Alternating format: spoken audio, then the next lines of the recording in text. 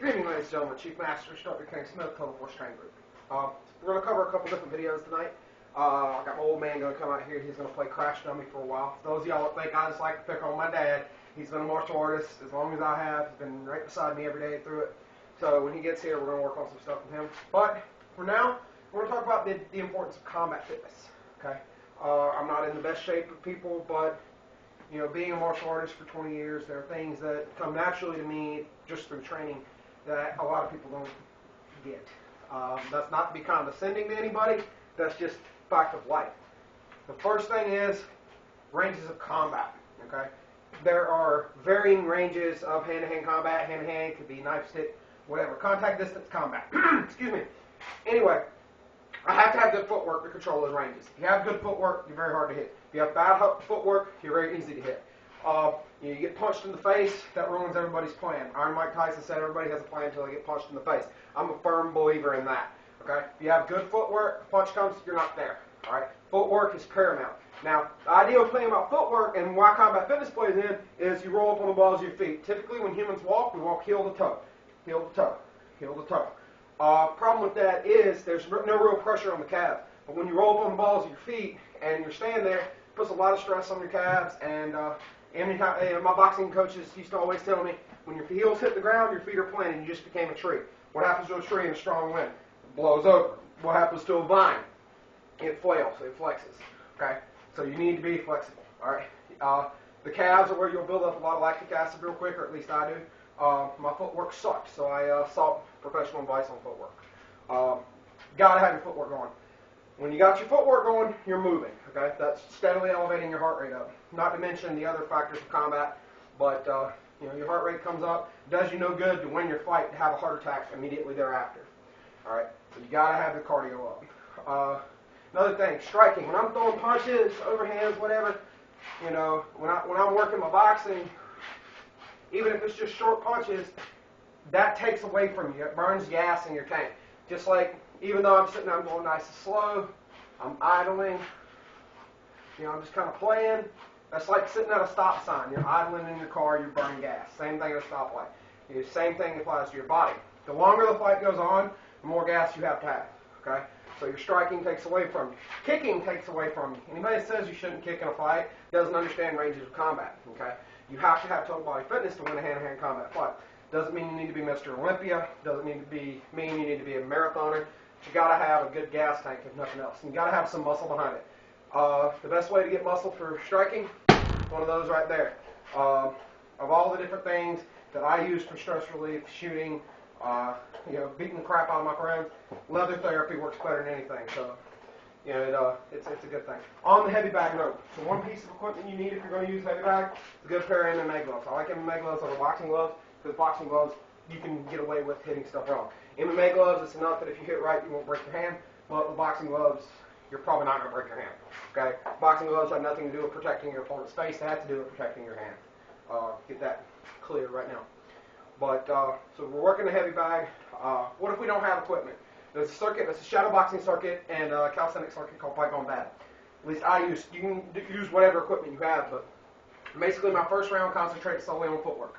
Okay? Footwork, first round. That does two things. Number one, footwork's a good three things. Number one, footwork's a very good warm-up, okay, because I'm getting loose, moving around, working on my angles, and I've got very specific angles that I work. I'm not going to give everybody my workout on here right now, just because it takes too long. But first round concentrates on footwork, specifically footwork, level changes, sprawls, and I add 1-2 to get used to moving my hands and feet together. 1-2 for those that don't speak boxers, jab cross. The second round works specifically on my striking and control, using striking to control range. Striking being hand striking, cutting corners, working basic 4 punches of boxing, and I have a JKD combination in there, and working on footwork while punching. Okay, because if you can't control the range is being controlled by your opponent. If your opponent's controlling the range, you're in their world, not yours. That's never conducive to a good outcome. The second one is takedowns. Anybody that says takedowns are useless doesn't know what the hell they're talking about because they've never been dunked on their head. Okay. When you're on the mat, takedowns, you know, you take me down, I'm not happy. It kind of sucks, but if I take you down on the pavement or you take me down on the pavement, it's going to have a completely different effect. By takedown, I don't mean like a double leg to put somebody on their back. No, I mean like judo throws and a double leg that spikes them on their head. You know, stuff like that. You're actually using them as a combat throw, okay, combat takedown. Why? Because if I get inside, we get to infighting at this range, okay, if I throw this guy, all right, well, whatever, and I plant him on the ground, if I live in a duty to retreat state, he's already used a high level of force on me, and I have attempted to disengage, throwing him. You know, now if they keep coming after me, maybe I might be a little bit more justified in deploying a weapon, that ass baton, cane, a knife, a gun, maybe.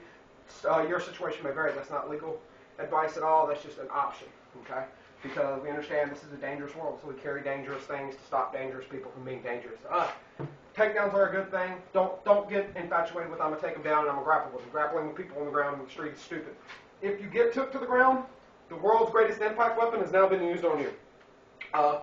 That being said, when you're throwing, you're using the world's greatest impact weapon to your advantage. If you get took to the ground, okay, what started as a simple assault or a fray has now become assault with a deadly weapon, because whoever's on top can grab the head of the person on bottom and bash it against the pavement.